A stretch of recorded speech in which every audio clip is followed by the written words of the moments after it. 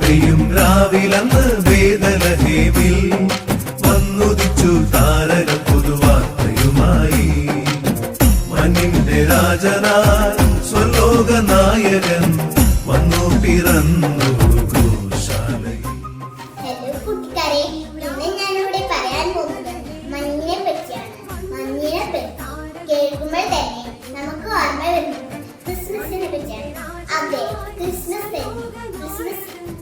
കളികളുടെ സിനിമയാണ് മഞ്ഞുള്ള രംഗങ്ങൾ നമുക്ക് പരിചിതമാണ്. പക്ഷേ എല്ലാ രാജ്യങ്ങളും മഞ്ഞുള്ള രാജ്യങ്ങളിൽ ക്രിസ്മസ് ആഘോഷങ്ങൾക്ക് ഒരു പ്രത്യേക ഭംഗിയുണ്ട്.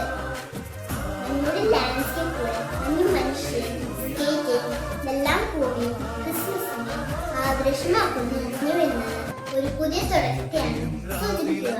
പഴയതെല്ലാം കൂടി മറിച്ച് ഒരു പുതിയ ലോകം സൃഷ്ടിക്കുന്ന പോലെ ക്രിസ്മസും ഒരു പുതിയ ലോകത്തെയാണ് സൂചിപ്പിക്കുക.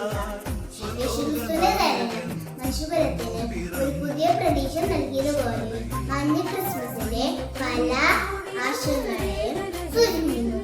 ശുദ്ധി, പുതിയ തുടക്കം, ശാന്തത, സൗന്ദര്യം എന്നിവയാണ് ഇവയിൽ പ്രധാനം. ഒരു തണുപ്പുള്ള രാത്രി ബെത്ലഹേമിൽ കാൽത്തൊട്ടിലാണ് ഈശോ ജനിച്ചത്.